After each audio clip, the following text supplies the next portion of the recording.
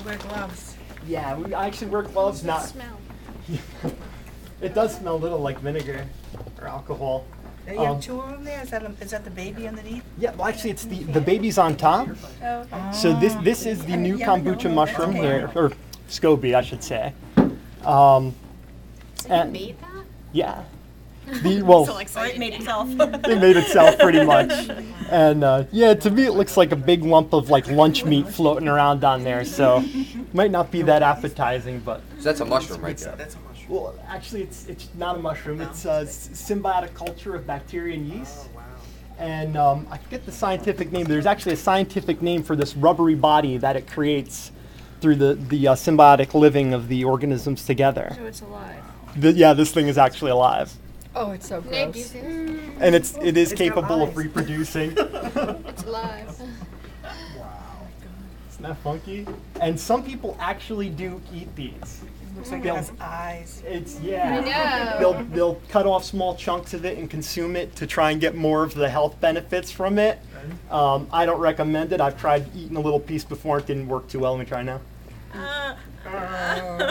No, not doing it.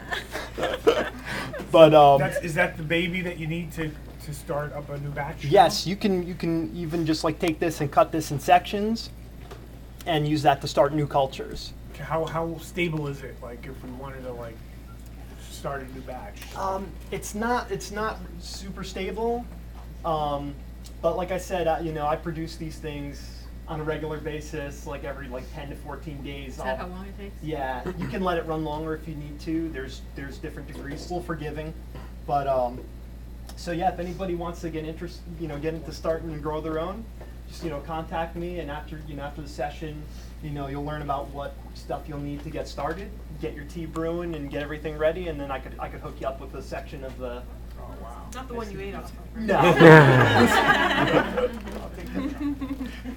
So yes, that's damage for me, and this stuff on here, because a lot of people worry, is my kombucha healthy?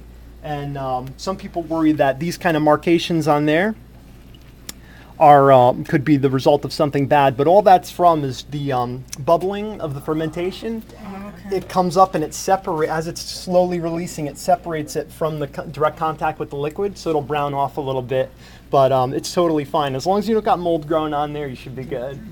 So now when you need to separate the culture, Yeah. how do you do it? I mean, do you cut it from the side, or can you just cut it in half? Well, or actually, how do you separate the babies that grow, Well, actually, it just like separates itself. Oh, so Like you don't this, have to do anything. no, this one just like fell. This is the original right here. This is the original culture. How long have you had that original? The original one I've gotten over a year ago, but this could be actually just an offspring. By this point, we've recycled. And if you do notice one of your next batch, if the mother is getting a little funky looking, or it doesn't look as good as the top one, you could just take that and give that to a friend, break it down, or even just throw it out in your garden. It really helps your plants too. If you want to use it for composting. They look a little funky. If you just throw them on the dirt in front of your house, they last for quite a while and look kind of disturbing. Your neighbors will think like jellyfish beach themselves on your lawn, so I don't suggest that. I've done that before. Kind of looks like the human flesh almost. Doesn't it? It looks like it could be a little skin graft there. And a lot of people actually take the daughters or mothers, whichever one they decide to get rid of. If they're not giving it to a friend to start their own cultures, they'll actually bathe with them. And yeah, they'll actually run a bath and soak that in the water with them. And they say it helps to alleviate skin conditions, soften the skin, and you can actually apply it topically to your skin. And the acids in it will help tighten and tone your skin. And some people say it helps get rid of acne. You could use it. Maybe you could use it for hair loss. Just put it on like that. But Then can you reuse it after can you throw it back into the batch after you do it again? no, I wouldn't. The whole reason I'm wearing the gloves is just for the protection of the mother or the daughter, whichever one we're going to be using to start another culture. Now, how do you identify when one isn't doing so hot? What's the look of it that would? I would just go by, general appearance. I mean, like I said, these things are just superficial here. But, if you see a lot less on this one, you think, oh, that one looks better. It's all by, your own judgment. But if you see either of them with mold, definitely just get rid of it, sterilize your equipment, and start over again. You definitely don't want to be using anything that should be recontaminated. So if one piece has mold on it, you should get rid of the whole batch. You should. A lot of Okay. people have tried to like talk about resuscitating a Okay. culture by cutting off the moldy bit, washing it off, rinsing off, and starting again. But you never know if those contaminants or the reason why they got that way in the first place could be that there is something wrong with the culture itself, that it's sickly or whatnot. And if you're using it to start your next batch, it could, whatever deficiencies it had, it'll transmute to the next set you got going on. And so that's the new one will always grow on top of the old one. And this one, since I practically ate it, we won't be reusing that one for anything. But like I said, it is good for your plants in your garden. If you want to like shred that up, toss it in your compost, or take pieces off it and use it topically on your skin. There's so many different uses for it. One person actually said that they cut off a section. They had sliced their thumb while they were sawing wood. They cut off a section of it, wrapped it around the wound, and just as an experiment, and we're driving to the hospital to go get the wound looked at, because it was really serious at the time. Got to the hospital, waiting around the emergency room, the doctor comes over, they pull the thing off, and they're like, why did you drive all the way here for that like paper cut you got going on? Wow. So it's like an anecdotal thing, but you never know. It's just fun to experiment with. How many can grow at one time? Just one on top of?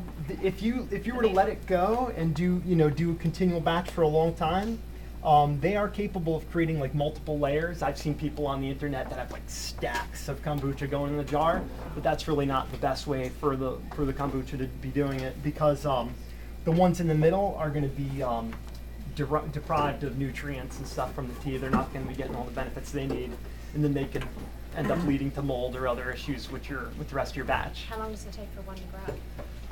Anywhere from like 10 to 14 days, sometimes as little as 7, depending on the growing conditions. In the summer, and/or if you got your culture set up in a warm room, it's going to be a lot quicker.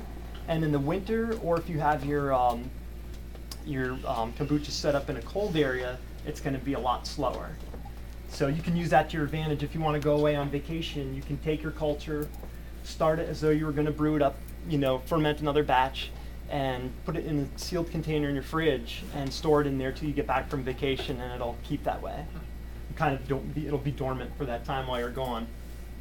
But to start with, say we have our original batch here. If you were to go and brew this at home, you're going to want to brew up a batch of tea to feed it. And we're using a 2-gallon glass pot. And when you brew your kombucha, you're always going to want to use glass, preferably Pyrex. You never want to use ceramic. You never want to use anything with glazes, lead, and anything that could leach any materials. Definitely not aluminum, stainless steel, anything like that. Crystal, no crystal. Because the kombucha has organic acids in it that it develops that could actually leach the toxins right out of the glazes in the container you got it grown in, and definitely not plastic. And it'll get that in the tea that you're going to be drinking. So you don't